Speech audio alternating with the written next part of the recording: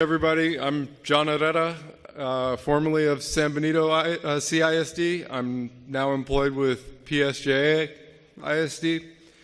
Our first speaker is Andrew Cage. Andrew enters his third year as the head of the award-winning athletic training department at the University of Texas at Tyler.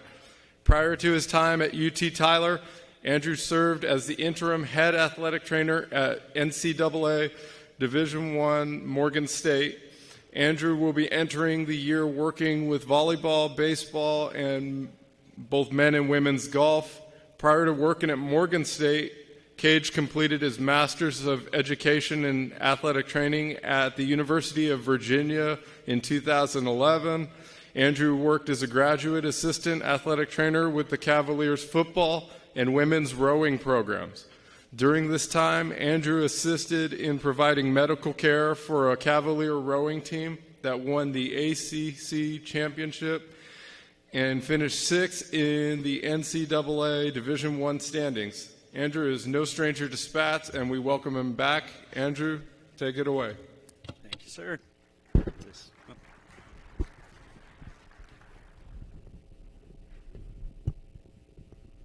There we go. That should be a little better.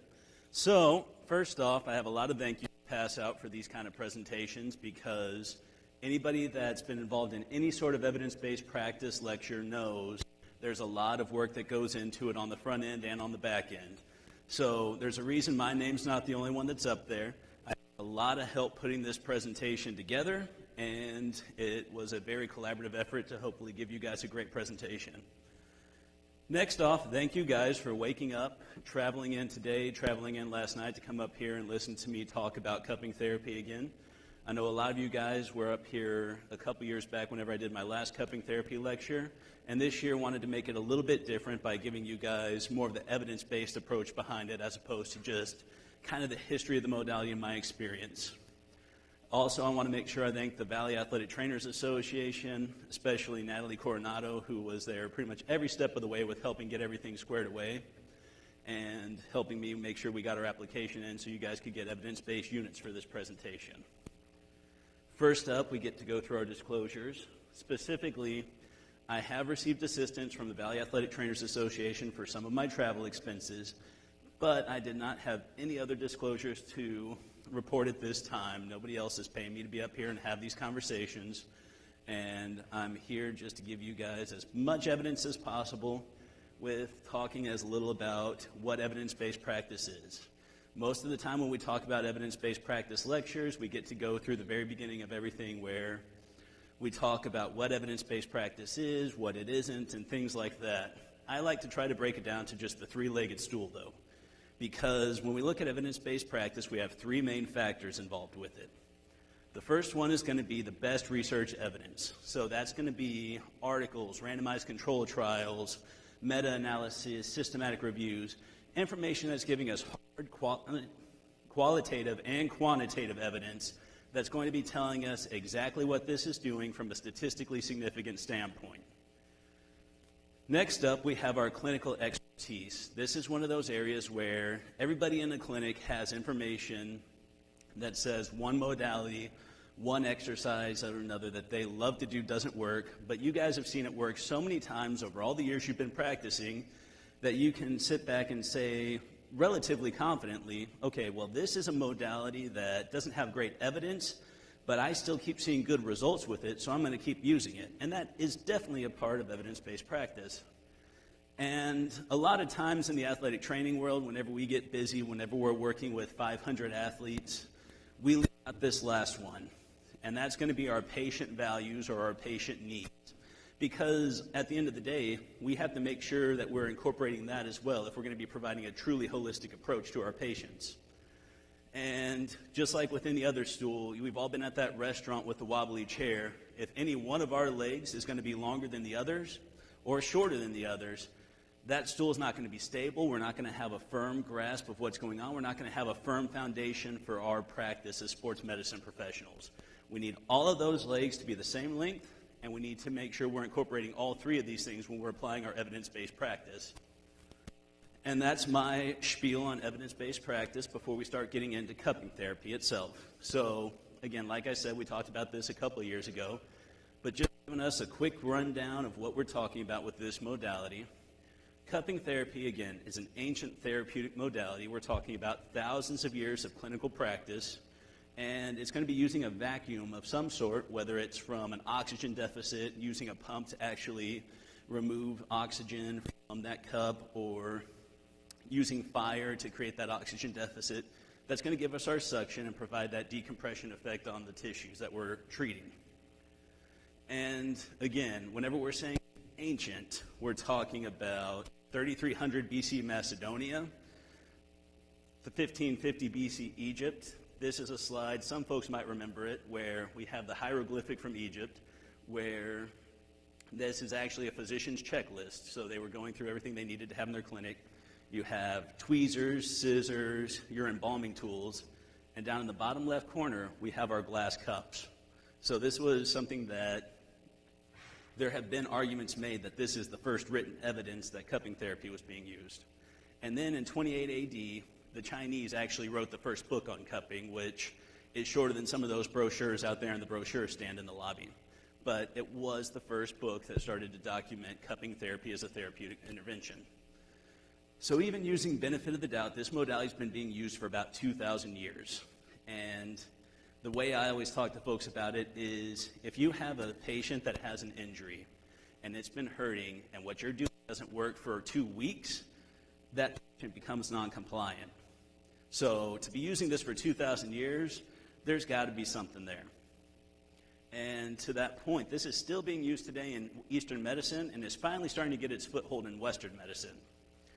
And when we talk about Eastern versus Western medicine, I always like to be able to differentiate between the two of those. Western medicine is what we generally learn whenever we're going through Arcadia-accredited programs, where we define health as an absence of disease, an absence of injury, and normative ranges for our vitals. So our pulse, body temperature, blood pressure, those are all within normal limits, so the person must be healthy.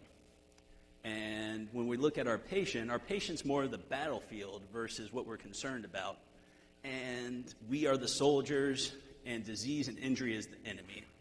And we're waging war against these things and not necessarily always paying the most attention to our student athletes. Well, more and more we're starting to get people that are trying to have a holistic approach to this and incorporate some of the aspects of Eastern medicine, where they view the human body as a garden, and they view it as an area for us to start to cultivate health. And health for them does not just incorporate physical health. We're talking about emotional well-being, spiritual well-being, mental well-being, and taking into account the fact that if we're not in a good place in any of those three facets of life, we may have issues healing. And there's been more and more research coming out saying that this might be due to cortisol levels and things like that because of stress that these people are going through, and that having an effect on immune systems, healing response, things like that. But we can sit back and say definitively that yes, we need to be having a holistic approach to these sort of things. So what does cupping therapy do? And this is going to play into why cupping therapy took so long to get a foothold in Western medicine. If we look at what they say in Eastern medicine, this modality was thought to help with things such as asthma, colds, indigestion, cancer, mental illness, and infection. And it kind of turned into one of those things where these people were coming off sounding like they were trying to peddle snake oil. They were trying to sell you a cure-all, and at the end of the day, most people are taught if they tell you it's going to cure everything, it probably doesn't cure anything. And with that in mind, now we're going to toss on top of the fact that we're going to use bloodletting, we're going to cut holes in you, and we're going to get blood out of you using these cups. And it's going to be a tough sell for most people in Western societies. Now, that being said, there were some Western practitioners that took a look at what cupping therapy was doing or proposed to be doing, and they were also taking a look at the fact that, hey, these guys have been using this as a modality for at least 2,000 years. So they stepped back and said, okay, well, what do we really think it's doing from our side of things? And what they kind of decided and what they came to is this might be a useful modality for treating musculoskeletal pain. We do instrument-assisted soft tissue mobilization, active release, positional release, massage. This is still having a mechanical effect on the tissue. Maybe it's having similar effects to massage. And it might be even helping us break up scar tissue depending on the method of cupping that we're using. And it could be helping us break up those myofascial adhesions and that myofascial junction that we see in this diagram. And if we can break up scar tissue myofascial adhesions, chances are we're going to be able to improve pain-free range of motion and allow for better therapeutic exercise.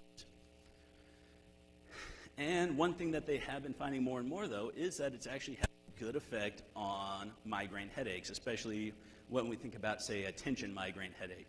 It may not necessarily be our end-all be-all when we're talking about headaches that have more psychogenic or other physiological issues, but those migraines that are occurring because of tension in the scalp and neck muscles, cupping therapy may be a viable treatment option for this.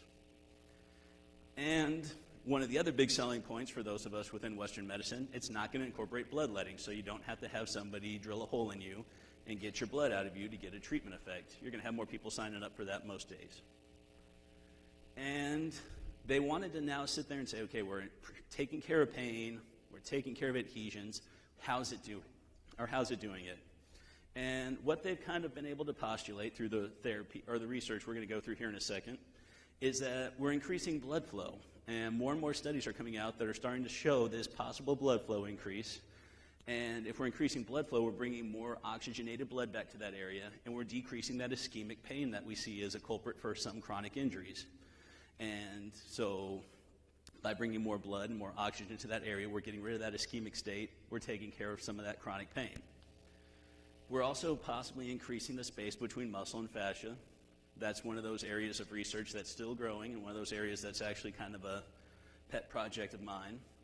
And also just taking it back to the gate control theory and some of our other pain modulation theories, this modality might be providing us with a competing sensory feedback to take the place of pain whenever we look at it from, say, just any of the other mechanical modalities standpoints. And the good news is we're finally getting more and more research being done on this area.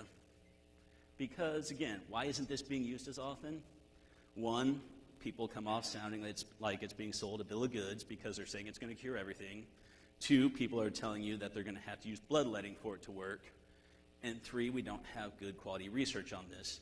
And a study came out in 2012 from a research group in China where they took a look at a systematic review of all the current literature that was out on cupping therapy at that time. And this was a massive study. They looked at 135 randomized controlled trials and performed whatever systematic review, meta-analysis that they could perform on this. And what they found was that cupping therapy could have effects for a number of different conditions. And by saying this, though, they had to have a few caveats with it. And what they came to was this was a modality that, with the current research that was out there, is going to be able to treat things that we wouldn't normally think of using a therapeutic modality to treat. So they were using this to try to treat asthma, herpes zoster, and things like that. But what they also found was that almost 85% of these studies were at a high risk for bias, either from the clinician or from the patient that was being treated within the study. Additionally, they found that there was no standardized methods. Of those 135 trials, very few of them used the exact same methods. And that's one of the things that we're still running into today, and one of the things that makes having a ton of evidence behind this modality difficult. But again, we're going to get to using what we have available to be able to pick out a few things we can use. And then there was also the lack of blinding. And some of this is going to be harder than others. Really, the only person you can truly blind in a cupping therapy study is going to be the person performing the statistical analysis. If you're the clinician or you're the patient, you're going to know you're drawing skin up into a cup, and there's really no way to blind for that. And what Cal and his constituents did was they called for better evidence to be found through better studies and sought to try to find ways and give suggestions of how to decrease risk of bias and things of that nature. And they also wanted larger sample sizes. A lot of these studies that you're looking at, they had maybe a dozen subjects within them, which you might reach statistical significance with that, but at the end of the day, you're not really getting a true depth of knowledge in terms of the clinical meaningfulness. So now, here's the part that everybody's been waiting for. Let's get down to the facts of this. We've talked about in the past, different people have tried using cupping therapy in their practice, but let's actually sit back and say, okay, what do we know for a fact that this is doing? And in order for us to do that, we need to start with our PICO question, which we have to start with on any evidence-based practice talk. And so for our patients, let's take a look at the studies that are out there and what we have the largest population of. And that's going to be patients with chronic neck or low back pain. Now, our intervention, obviously, at this point is going to be therapeutic cupping. At this time, it was a little difficult for us to differentiate between pneumatic, silicone, fire cupping, or anything of that nature, so we had to take a broader scope look at cupping therapy in general. Our comparison is going to be any conventional treatments, and then our outcome is going to be a decrease in pain intensity with these patients. So kind of starting off, Cal actually came back in 2014 and performed another systematic review, because just in those 2 years after his initial review, researchers kind of took it as a call to arms, so to speak, in some of the communities within research and started to do better quality studies within cupping therapy. And within that 2-year frame, 16 trials came out that were going to be at a higher risk or at a lower risk for bias and higher quality. And they had a total of 921 patients over the course of these 16 studies, which addressed at least some of the concerns that that initial review expressed. So all these studies showed a low risk of bias that they performed this meta-analysis of. And within these studies, their primary outcomes, pain intensity, and they used 2 different methods to assess this. They checked it qualitatively and quantitatively. Qualitatively, they were looking at our visual analog scale, and we say qualitatively because we're able to attach a number to it, but again, this is a patient-reported outcome. But then they also looked at tender point counts to try to have another quantitative measure behind this. Next up, they also took a look at psychosocial function within their study specifically, which again, that's not necessarily our outcome, but it's still worth noting when we talk about our patient and a holistic approach. Within this portion right here, they took a look at the Hamilton Depression Scale and the health-related quality of life form. So, in addition to those, they specifically used the short form 36, just trying to find more quantitative evidence to support using cupping therapy. One other area that they looked at, and this is especially important for our high school athletic trainers and middle school athletic trainers that are working with minors, is the risk for adverse effect because of that extra layer of parent or guardian legal consent that you have to be able to treat your patient population. People are going to ask you what your adverse effects are, so it's important to be able to have a good body of evidence showing that you don't really have an issue there. So starting off, they took it simple with the first 3 studies they looked at, and that was simply taking a look at the effects of cupping therapy versus a weightless control. So simply put, was cupping therapy better than doing nothing at all? And they were able to perform a meta-analysis of 2 of these trials because they were close enough, and they showed that 4 weeks of dry cupping, so no bloodletting, had a significant effect on reducing pain, and it was a very significant effect, and it also was probably a clinically meaningful effect, because based off the visual analog scale, it was almost 2 centimeters difference. So that's almost taking your pain level from a 7 to a 5 or something along those lines. So definitely an area where this shows that this has at least a little bit of teeth next to it compared to doing nothing at all for your patient.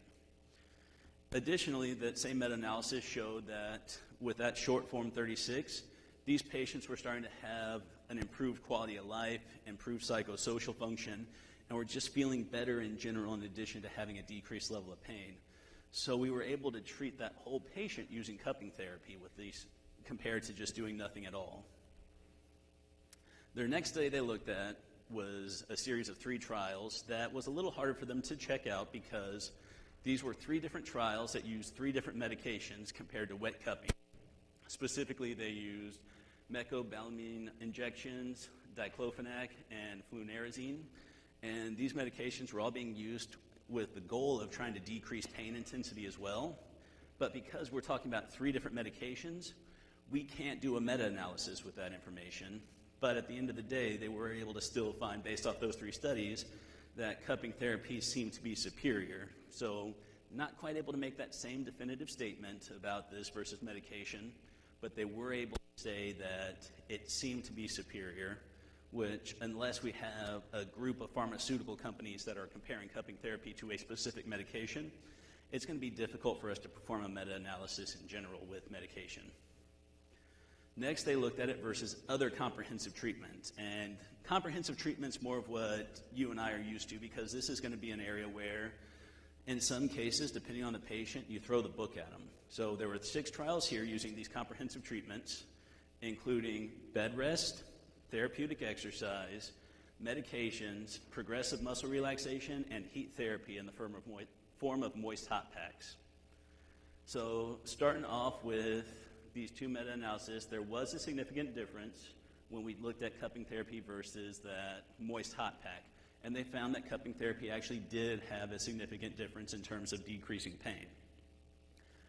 The next thing that we look at is cupping therapy versus our usual care. So usual care in this case, they defined it in these two studies as using oral analgesics, specifically 500 milligrams of acetaminophen, in conjunction with therapeutic exercise. And this study, again, had very good statistical evidence or significance to show that cupping therapy was the superior treatment for reducing pain. The next study that they looked at within those two remaining trials was just checking cupping therapy against progressive muscle relaxation, which a lot of times people incorporate with meditation and things like that. But within this study, they didn't find a significant difference one way or the other between these two treatments. But what they did find was that both progressive muscle relaxation and cupping therapy both showed a significant decrease in pain. They just weren't able to find a significant difference between groups within this study. So not to say that cupping therapy or progressive muscle relaxation didn't work, just saying that there was no discernible difference between the two within the scope of this study. Next up, whenever they were looking, they were comparing cupping therapy in conjunction with treatments versus that treatment by itself. And this was something that you see more in kind of a chiropractic standpoint, and definitely getting a little more into that Eastern medicine side of things. Because within these 5 trials, the other treatments used were specifically acupuncture, exercise, and a combination of exercise and acetaminophen. So talking about that standard care that we use with therapeutic exercise and oral analgesics. Going on through this one here, the first 2 trials showed that using wet cupping with acupuncture was more effective than just using acupuncture by itself, statistically significant again for reducing pain levels. Within this, they had another trial that showed that using cupping therapy in conjunction with an exercise program was more beneficial, more successful than just, say, exercise by itself. And that's one of the things that we're finding more and more here is that using cupping therapy in addition to these other treatments, now we're starting to really see where we're going in terms of actually getting good quality results. At the same time, they still had 3 other studies that showed there was no difference between using cupping therapy and exercise versus exercise alone. And they chalked this up to a couple of different things as far as these studies went. One of the areas that they looked at was maybe pain levels in the patient populations weren't that high to begin with, so there wasn't a lot of pain to reduce. And said that they may need to go back and look at their participant recruitment again and try to find patients that are undergoing more pain or things of that nature that give them more room to find a clinically meaningful difference. So kind of keeping moving, what they also performed here, and this is a big important part for you and I, was their safety assessment of cupping therapy. And so they went through these 16 trials and looked to see what adverse effects that occurred. And whenever you're performing research, adverse effects is kind of a catch-all term for anything that didn't go 100% exactly how you expected it. So adverse effects doesn't necessarily mean that you caused significant harm. It just means something was out of what was expected. And within these trials, they did have some patients that developed an adverse effect. Specifically, they had reactions such as a hematoma formation in one patient that they diagnosed with diagnostic ultrasound to make sure there was no actual tissue damage and found that it was just fluid accumulation. And this resolved within 2 weeks, I believe is what that study said. They had another person that had increased pain immediately following treatment. That patient reported that the increase in pain was similar to what they would experience in terms of an increase in pain following a deep tissue massage if they had gone to a massage therapist. And there were certain patients that reported just soreness at that treatment site, again, kind of equating it to about the same level of pain they would have after a deep tissue massage. But at the end of the day, these are still things that you technically, from a research and internal review board standpoint, have to report as an adverse effect. And the big takeaway from that, though, is that's about the extent of the adverse reactions that these patients had. There was no severe adverse reactions that occurred with this. The only things that even clinically that have been seen or reported is sometimes you'll have patients that experience lightheadedness following this treatment. And if you have a patient that has an open wound or things like that, it might cause it to begin to seep again, which again, that falls into our contraindications that we'll talk about here in a minute. But those are things that were already present before the patient was going through these kind of situations. So now talking about 2016, there was a study that came out of China again, and this was a randomized control trial that was being performed because the Chinese medical practitioners were recognizing that they were needed to change their methods of research and try to bring themselves more in line with just the Western medicine world as a whole if they were going to try to get cupping therapy to be taken seriously. So they performed a single-blind study where they were assessing patients with chronic neck and shoulder pain. And again, the blind they were able to take on this one was they were able to blind the person that was performing the statistical analysis. Now, outcome measures here for this study, again, we get to go through all this fun stuff. They took a look at their change in skin surface temperature because they were using infrared lights to see if that change in skin temperature was actually going to equate to an increase in blood flow because we're bringing that oxygen-rich fresh blood from the torso that's going to have a higher temperature. Systemic blood pressure, just because that's another easy measure for us to take to see if we were having a systemic effect with cupping therapy. And then they also were taking a look at neck and shoulder pain intensity measured with the visual analog scale. And in addition to testing this at rest, they also tested this with movements, specifically cervical flexion and extension, cervical rotation, and cervical lateral flexion. And this study actually did a very good job of really trying to start to standardize these methodologies. So within their intervention, they were using fire cupping, but they were using 3 acupuncture points because even if they were conceding the fact that the acupuncture points may not be having the same effect in terms of energy channels and chakras and things of that nature, they were willing to say, at the very least, we can use the acupuncture map as a standardized map for patients and try to move us towards more standardized methodology. So they used the following points here, as you can see, specifically 2 points on our supraspinatus and upper trapezius, as well as 1 point on our posterior deltoid. And this treatment totaled for 20 minutes. They had 10 minutes being performed on each side. And then we also had our control group, which rested quietly for 20 minutes. And right here, we have our first study, and it took all the way till 2016, where we're starting to actually sit back and say, we need a standard map of the body if people are going to be using this modality that focuses on trying to apply these treatments to these specific areas in order for us to be able to have a definitive statement from an evidence-based standpoint. So what they found was that they did get a skin surface temperature change statistically significantly at all those areas, which they took that to mean that they were getting at least a local increase in blood flow. So right there's another study that's trying to find more evidence that shows that we are getting an increase in blood flow. There was no significant change in our blood pressure group, but since this was systemic blood pressure, they weren't necessarily expecting to find a earth-shattering difference since this is a localized treatment. And then within our pain intensity group, our pain intensity measure, they were able to find that neck pain and shoulder pain showed statistically significant changes with and without movement on that visual analog scale. So next study, this is one we talked about a couple years ago as well, but it's also worth noting because in 2014, this study came out of Germany where they used a randomized control trial, again, good randomized control design, to assess our chronic neck pain patients.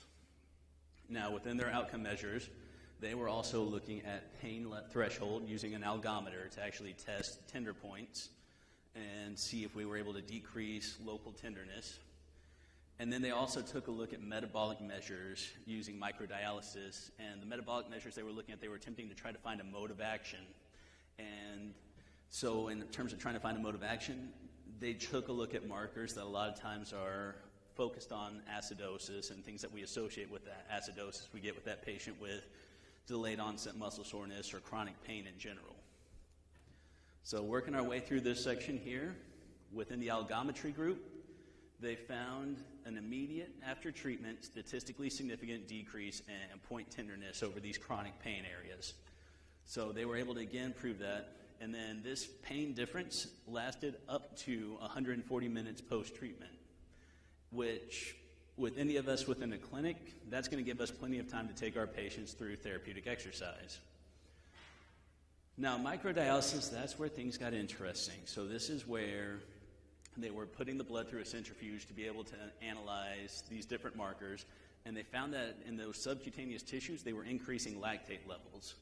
And as they increased those lactate levels, they believed that this was resulting from a hypoxia. So like we talked about, this patient that was having that chronic pain was undergoing ischemic pain, and because of that, they had hypoxia, and that was leading to acidosis. They had two culprits or two sites that they could think of that this might be coming from. The first would be that subcutaneous tissue itself, specifically from destroyed erythrocytes within that area. And then the other would be any underlying muscle that had that decreased blood flow. And specifically in this case, they were thinking that it was most likely coming from the upper trapezius, just due in short to the levels of lactate that they were finding. And because of those levels they were finding, they kind of concluded that there's no way that we were getting all of this increase in lactate simply from destroyed erythrocytes. So our next study we're going to look at, and we're almost done with studies, don't worry, it's going to be a study that was performed by Loesch in 2013, where we were looking at, again, our chronic neck pain patients. Chronic neck pain, chronic back pain patients are always going to be a little easier to find because just within our population, this is something that goes across the board, not just athletics, but industry as well. But they performed a 12-week trial where they had their patient take their cupping set home and have a partner, whether it was a significant other, a friend, roommate, etc., that was going to be performing this cupping therapy treatment on them. And they were comparing it to a group that was using progressive muscle relaxation, or kind of like that meditative method of trying to get your muscles to relax. And again, we're looking at the visual analog scale for our pain intensity. And that was their mainstay they were looking at there. But they also were taking a look at our pain with motion and effective pain perception. So now they were actually taking a look at more of that neurological side of things. And lastly, they were also using the functional disability and psychological distress scores based off of some of the surveys that we used. And that was used to finding the health-related quality of life forms. And then they also incorporated algometry for pressure pain thresholds. So, within their results, what they found was that there was a significant effect in well-being and pressure pain thresholds for both the cupping therapy and the progressive muscle relaxation groups.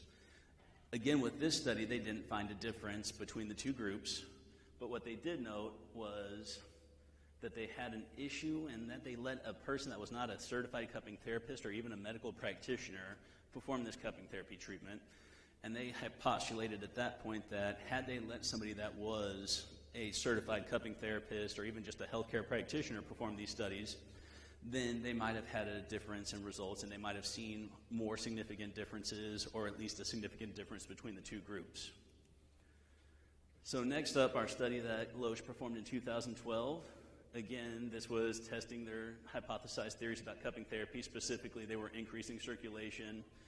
Increasing circulation would lead to increased lymphatic drainage, and that would help us thereby relieve painful muscle tension. So within this, they had two treatments, and again, they were using acupuncture points to try to have a landmark for these cupping therapy treatments, where we were measuring pain at rest and maximal pain during movement or during safe movement. They weren't having patients perform these movements up to a 10, but they wanted to check it within movement ranges that they had available to them. And they measured pre and post, again, still using that visual analog scale. And when they got their pain and medication diaries back, that gave them another layer of information because they had patients actually recording how much they were taking in terms of their analgesic medications that had been prescribed to them. And they had to rate their pain 3 times a day at standardized times to give them as much information as possible based off of this study. They also filled out the Neck Disability Index, which was another self-rated study that was taking a look at physical function related to chronic neck pain. And then they also had them fill out the short form 36 to find their general state of well-being from that emotional standpoint as well as that functional standpoint. And then they performed sensory testing, specifically using von Frey filaments, which is a method of testing skin sensitivity on a superficial level. And then the next thing that they looked at was vibration detection using a tuning fork. And then lastly, they used that algometer again that we saw in Emmerich's study to test pain pressure thresholds and be able to get another quantifiable number. And what they found was that pain at rest, maximal pain with movement, and bodily pain were all reduced after just the first treatment within this. Additionally, what they found was pain pressure thresholds were increased, so patients were able to sustain more pressure, so tenderness was decreased. And those remained the same, or remained stable in that treatment group. So kind of like we found in Emmerich's study, where their treatment lasted our treatment effect lasted well over 2 hours. They found the same in this study performed by Loesch. And physical function changed significantly as well. Patients were able to function better. They reported a better quality of life whenever they were going through these treatments in this study, and reported a better psychological state of well-being as well. Now, again, that doesn't circle back necessarily to our PICO question, but as we're talking about our PICO question, again, remember we asked ourselves, did our patients with that chronic neck and back pain benefit from cupping therapy compared to our conventional treatments that we use on a day-to-day basis from a standpoint of decreasing pain intensity? And ultimately, the answer was yes, if we look at the base of the evidence that's available to us. So what does this mean to us? It means that based off of these systematic reviews and based off of these people that we're monitoring for adverse effects, cupping therapy is a safe and effective while non-conventional modality. This is a modality that a lot of times the first time you try to apply this to a patient, you kind of have to take it easy, you have to ease them into it because it's going to be a new sensation, it's going to look weird to somebody that's never seen it before, and it's going to be something completely out of left field. So it's almost like you're having to reteach their body how to deal with this. And we say all this with the caveat, based off of that study by Loesch, where they found that having a partner perform it at home wasn't going to be as effective, that it needs to be performed by a qualified healthcare provider. So that's not to say that you necessarily need to be a certified cupping therapist, but you at least need to be educated in how to apply cupping therapy and have a general basic knowledge of musculoskeletal conditions and injuries and how to treat them.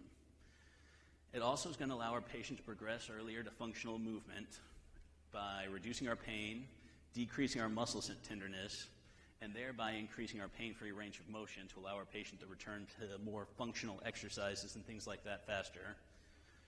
And because this is a modality you can reuse again and again on patients, and the only thing it costs you is the oil that you're applying to the skin, this is a modality that is going to have very minimal financial implications other than that one-time cost of buying your cupping therapy sets. So, as I said, these are things that are going to be reusable. So indications. Based off of the evidence that we have available to us, we're going to want to use cupping therapy for the treatment of muscle spasm, myofascial adhesions, musculoskeletal pain, and anything that's going to benefit from that potential increase in blood flow and that potential increase in myofascial space. On our contraindication side of things, this is going to be one of those areas where we have a couple that are common sense and a couple that are going to be contraindications for nearly every therapeutic modality. First one, like I said earlier when we were talking about adverse effects, open wounds, unless it's that person's specific, their own cupping therapy set, and they want to take it home and clean it, you're not going to want to perform this over open wounds, because if you do, you're not going to cause any adverse effects at that point, but now you're going to have to take that cupping therapy kit out of rotation until you can sterilize it to use it on your next patient, and that adds an extra layer of work for you, and even if you sterilize it properly, there's still always that chance that you're increasing your risk of cross-contamination. Pregnancy. The reason pregnancy pops up on here is the same reason you'll see pregnancy with a number of other modalities. In short, a lot of pregnant women do not want to let you test the effects of a therapeutic modality on their fetus if you're not sure what it's going to do to it. So based off of that fact, it turns into one of those kind of takeaways of, we don't know what it does, so let's not find out. And then diabetes, specifically patients that have diabetes that's progressed to affecting sensory flow or sensory information and blood flow, because now you're talking about a patient that can't report any adverse effect that's going to be occurring if they can't sense that it's occurring. And to that note, any other conditions that can affect blood flow or neurological sensation. Not to say that this isn't a modality you can't perform on this person, but it's a modality that you need to be a lot more careful and a lot more deliberate with, because now you do have a patient that does have a better chance to have this adverse reaction because they can't tell you they're having an adverse reaction. And then also this one gets an asterisk because with visible areas, whenever you're performing cupping therapy, there is a chance that you're going to have a mark from it. It's not a bruise because you don't have trauma, but because we're drawing deoxygenated blood to the surface of the skin, in theory, you are going to possibly have marks that are ranging from red to purple. And if you have somebody that's getting ready for, say, going to South Padre Island and is going to be wearing a bathing suit, someone that's getting ready for prom pictures. This past year I had a young lady that was getting cupping therapy done that had a ring ceremony coming up, and she was supposed to be wearing a dress that stopped just above her knee, and she was going to be getting her calves cupped. And right before we were about to do treatment, because she had told her mom, hey, I'm about to go get treatment, she goes, wait, you're going to get the cupping therapy done, right? And she goes, yes, ma'am. And mom says, ask if there's anything else you can do right now, because I don't want you to have purple circles on your legs during your pictures at your ring ceremony. So that's, again, more that patient-related value, and still something that we have to take into account with our patient populations. So now that we've gone through more of the evidence side of things, we're going to do a little bit of the anecdotal talk, so talking about that other leg of the stool, which would be anecdotal evidence or clinician experience. So within this one here, we're going to talk a little bit about the different methods that we use at UT Tyler.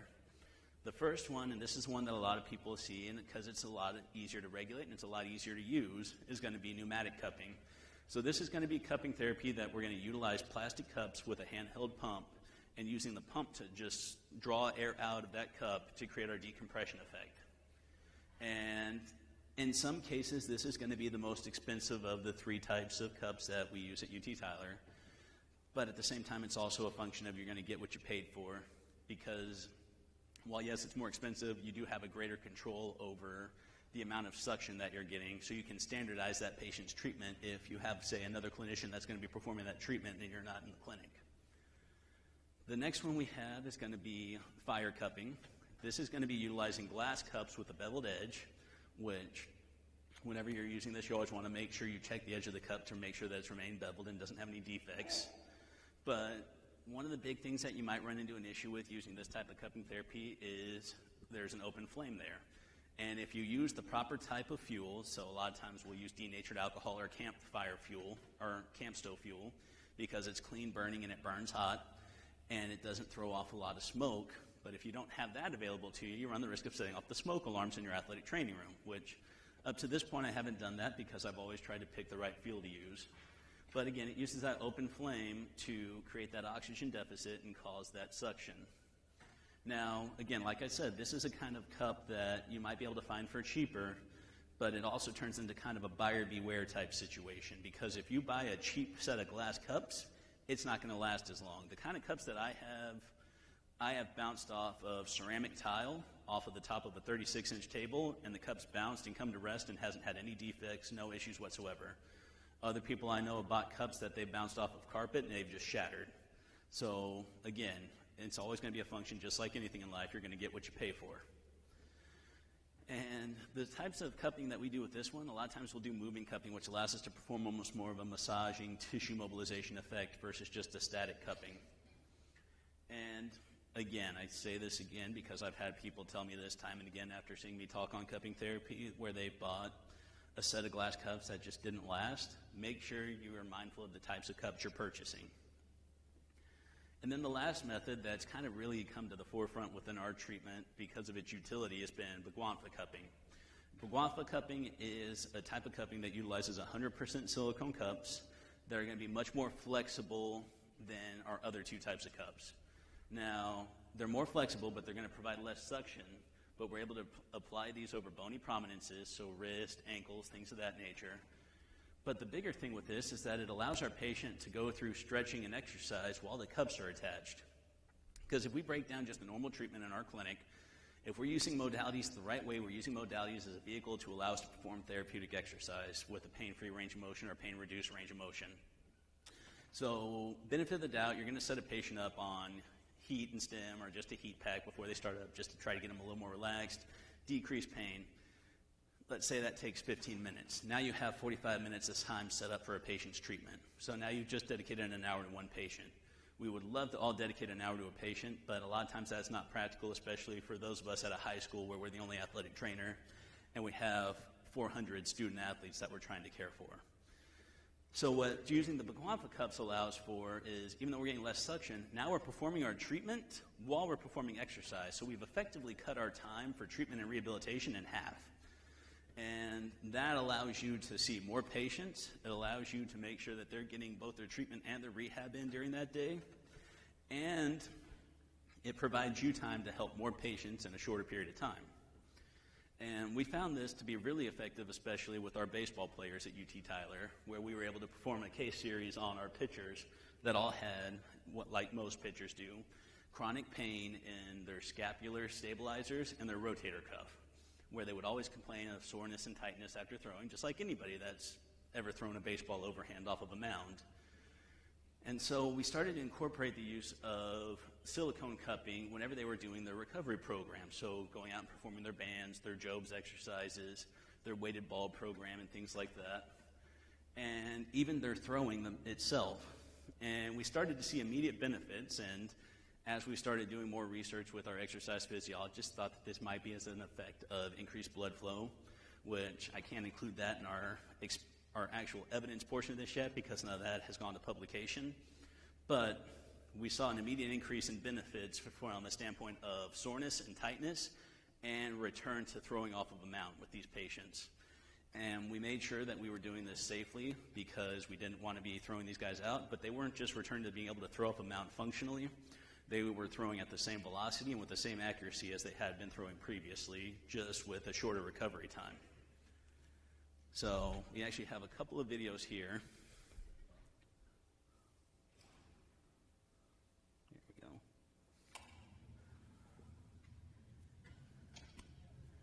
Where you can see he's able to go through his full range of motion with these cups attached. And as we have that cupping array over his entire scapular stabilizer area, he's going through that full range of motion that previously, when he was trying to throw, he was having to change his mechanics to achieve that motion. And this is a young man that's been in multiple different studies that we performed. He's got about 15 different waivers signed on him. So whenever I asked him if he could sign a waiver for this presentation so his face could be in it, he asked if he absolutely had to, and still got told yes. And then last angle we have here, just to give you just a third angle with this, just to let you see how we're getting a true full motion as he's able to, well, if the video had finished, we'd be able to see that he was able to go through his full motion with these cups attached, whereas before he wasn't able to perform that. And again, it's difficult for us to be able to get a true study, and we're still finding ways that we're going to be able to try to hopefully design this to where we're actually being able to quantify this return to normal motion for these patients. But again, that might just be something, at least for now, that we have to keep to a case series side of things. So clinical bottom line, so the big takeaways that I want you guys to get from this presentation at the end of the day when you guys are heading out. Cupping therapy is effective. It is non-traditional, so there's going to be a little bit of salesmanship if you end up deciding to use this modality in your clinic. It's safe, and it's safe with a big, bold underline, because that's always going to be somebody's biggest concern with a new modality in the clinic is what happens if something goes wrong with it. Sorry. And it has been found to decrease pain intensity in our patients with that chronic musculoskeletal pain, specifically neck and low back pain. And again, like we said before, cupping therapy is going to have minimal financial implications in your clinical practice because of its ability to be reused and because of the fact that that's pretty much just going to be that one-time purchase on the front end. But at the same time, clinicians are going to need to have that clear understanding of our mode of action with this, which researchers are still trying to get a full grasp on the true mode of action within this type of modality.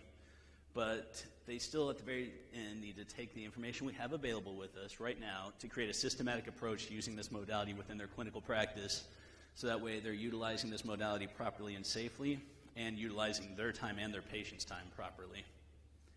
So in conclusion, as far as this goes, there's going to be more research done, and there's still more research coming out, hopefully sooner than later, on cupping therapy to substantiate its use in the sports medicine clinic, specifically to reduce pain and improve range of motion.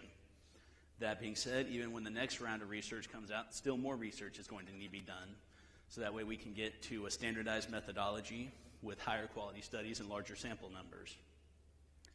But at the end of the day, therapeutic cupping can provide you with a valuable tool to have in your toolbox to help you with your clinical practice on a day-to-day basis. So this will all be out in the information that Natalie and the rest of the VATA will be able to get to you guys. So this is just a brief rundown of the works cited. And so are there any questions at this time?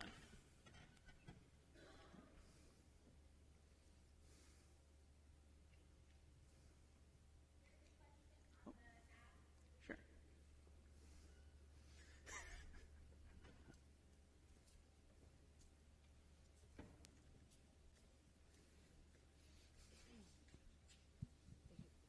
All right. The question is, has any patient ever had a blood clot issue with cupping treatment?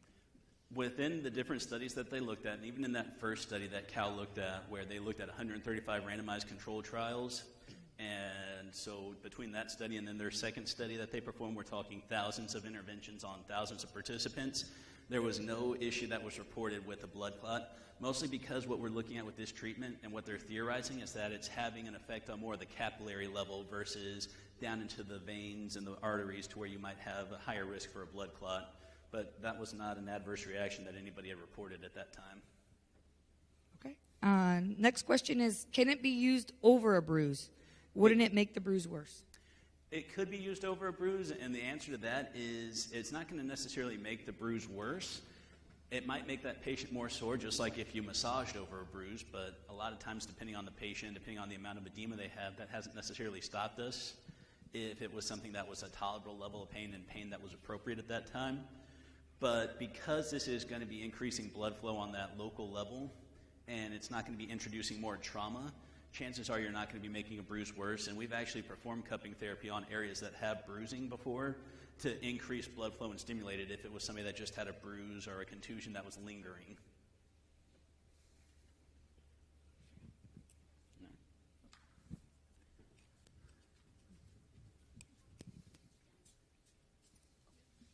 How often can cupping be done? Like, do you have to wait in between sessions, or because I've seen people that do it like all the time? The answer to that one is, again, we still need better standardized methodology, but at the end of the day, whenever you're performing cupping therapy, a lot of times it just comes down to clinician discretion. And frankly, a lot of times whenever we perform it, we may perform it 2 days in a row, but we're not going to perform over the same site. So like with the young man that was in the case series that we talked about for a second, where he had his scap stabilizers cupped, we would do it 2 days in a row, but we would overlap the areas. So we wouldn't cup in the same area. We would move it between marks, so that way we were treating, one, the whole muscle, but two, not increasing our chance for causing any damage if there was damage to be caused at that area.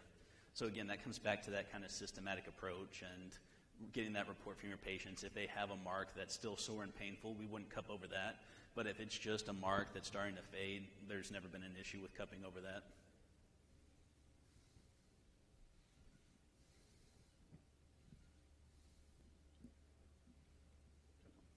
All right.